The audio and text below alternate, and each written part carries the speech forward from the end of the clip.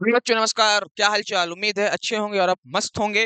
बेटा एक दिन आपके एग्जाम का बचा है और टाइम बहुत कम है। मैं वो चीजें अब लेके आ रहा हूँ आपके लिए जो आपके बोर्ड एग्जाम में 110% आनी है। और हाँ बेटा, जिसको क्लास देखना है वो क्लास देख ले। बाकी ये पीडीएफ भी आपको बिना किसी पैसे के मिल जाएगी, वहां से आप लोग इसको पढ़ लीजिएगा। ज्यादा किसी क्लासेस के लिए उतना परेशान मत होइए, बस जो इंपॉर्टेंट है उस पर ध्यान दीजिए। ठीक है, आइए बिना किसी देरी के हम लोग अपनी क्लास को कंटिन्यू करते हैं। बेटा ये विज्ञान वरदान या अभिशाप का है। किसका है बच्चा? ये विज्ञान वरदान या अभिशाप का निबंध आपके पास है। बहुत इंपॉर्टेंट निबंध है, ठीक है ना। यहाँ पर होगा विज्ञान वरदान या अभिशाप। करना क्या है आपको? पहले ऐसे रूपरेखा एक हेडिंग बनानी है। क्या बनानी है बेटा? रूपरेखा की एक हेडिंग बनानी है, जैसे मैंने बना रखा है।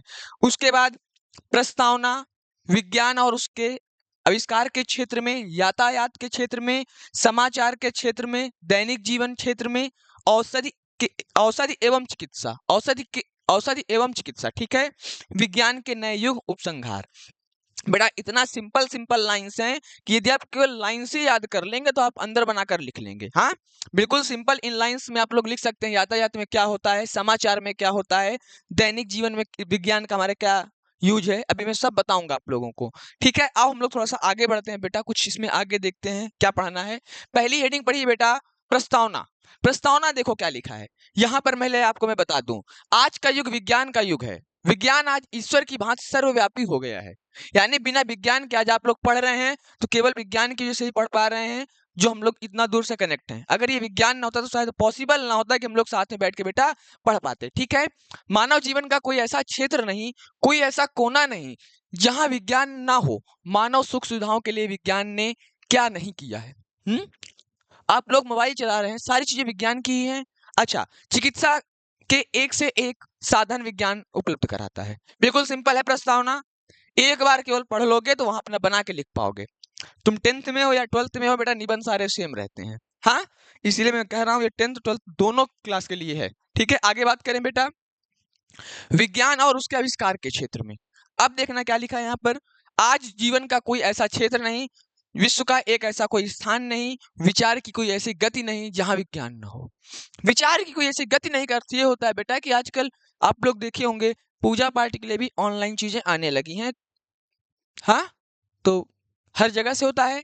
अच्छा, जहां विज्ञान ना हो, मनुष्य सभ्यता के प्रारंभिक युग से ही प्रकृति पर अधिकार पाने के लिए प्रयत्नशील रहा है।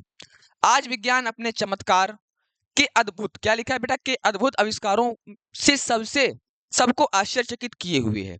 आज विज्ञान हमारे जीवन की रग रग में इतना व्याप्त हो गया है कि बिना उसके हम अपने पंगुसा और असहाय हैं। यानी हम लोग बिना उसके असहाय हैं, यानी हम उसके बिना कुछ नहीं कर सकते हैं। किसी को स्क्रीनशॉट लेना है बेटा तो आप लोग स्क्रीनशॉट भी ले सकते हैं। क्या कहा मैंने? किसी को स्क्रीनशॉट लेना है बेटा, आप लोग स्क्रीनशॉट भी मेरे साथ में ले सकते हैं। ठीक है, आगे बढ़े बेटा। आगे क्या कहता है, यातायात के क्षेत्र में। अब बड़ा सिंपल सा है, यातायात में कैसा है बेटा।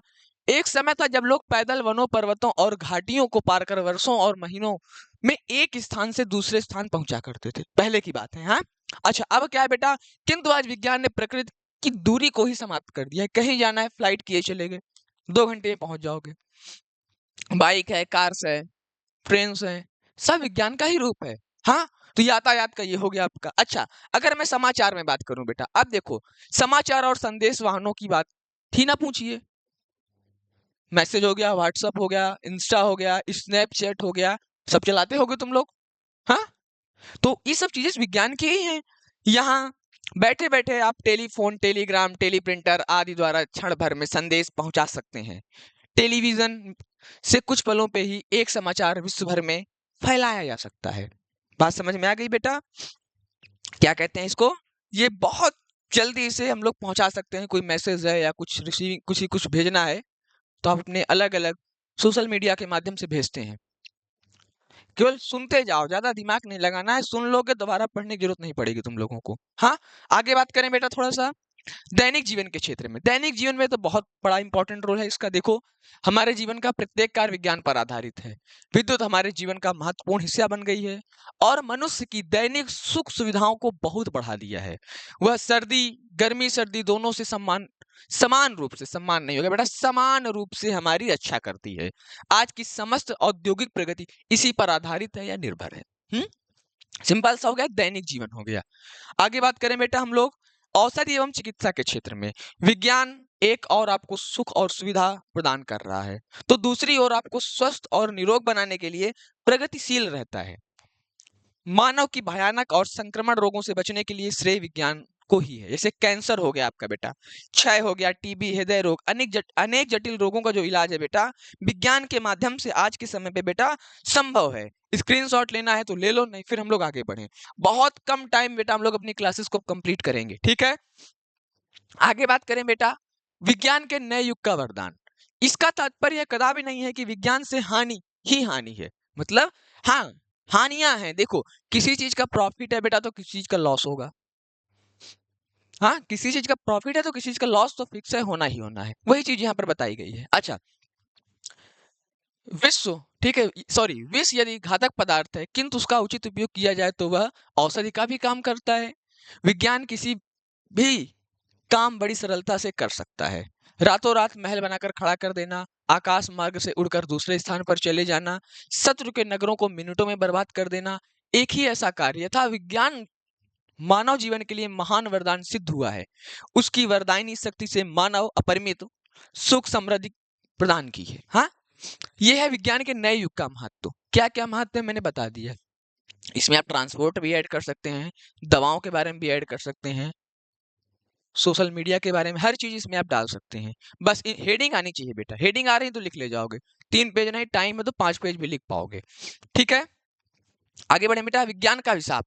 विज्ञान की जहां इतनी उपलब्धियां हैं वहीं इसके कुछ अभिशाप भी हैं। आज मानव मशीन का गुलाम बन गया है, वह आलसी हो गया है और उसका स्वावलंबन समाप्त हो गया है। मशीनीकरण ने बेरोजगारी की समस्या को बढ़ा दिया है। हाँ, बात सही है भाई, जितनी मशीनें आएंगी उतने वर्कर्स कम होंगे तो बेरोजगारी क्या हो जाएगी, धीरे धीरे कम होती जाए, सॉरी बढ़ती जाएगी। बेरोजगार लोग ज्यादा बेरोजगार होंगे। बड़ा सिंपल लैंग्वेज में है बेटा, ठीक है। स्क्रीनशॉट लेना है ले लो। एक बार केवल पढ़ना पड़ेगा तुम लोगों को, एक बार पढ़ोगे तुमको सारी चीजें बेटा क्लियर हो जाएंगी, ठीक है।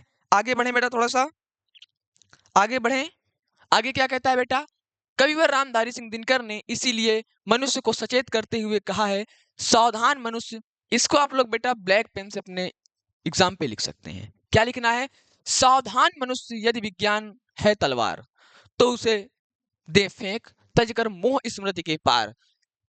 खेल सकता तू नहीं ले हाथ में तलवार, कांटे लेगा अंग तीखी बड़ी यह धार। हाँ, ये आप उस पे लिख सकते हैं। अच्छा, आगे बेटा उपसंहार क्या कहता है, आज इस बात की महती आवश्यकता है कि हम वैज्ञानिक तकनीक का उपयोग मानव कल्याण के लिए करें तथा सभी विज्ञान एक वरदान माना जा सकता है। अगर सही जगह पे अगर हम विज्ञान का यूज करें बेटा तो बहुत आगे तक हम लोग जाएंगे। हाँ, ये होता है। इसका तुम लोग बेटा एक बार अगेन स्क्रीनशॉट ले लो, यही सारा इंपॉर्टेंट है। यदि इसको देख लोगे सारी चीजें तुम्हारी क्लियर हो जाएंगी। हाँ, इसी से सारा तुम बना सकते हो अपना।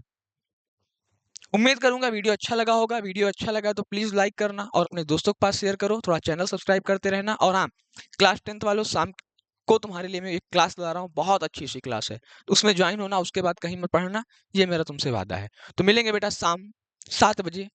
आप लोग तब तक पढ़ते रहिए, मस्त रहिए और अपना ख्याल रखिए। धन्यवाद।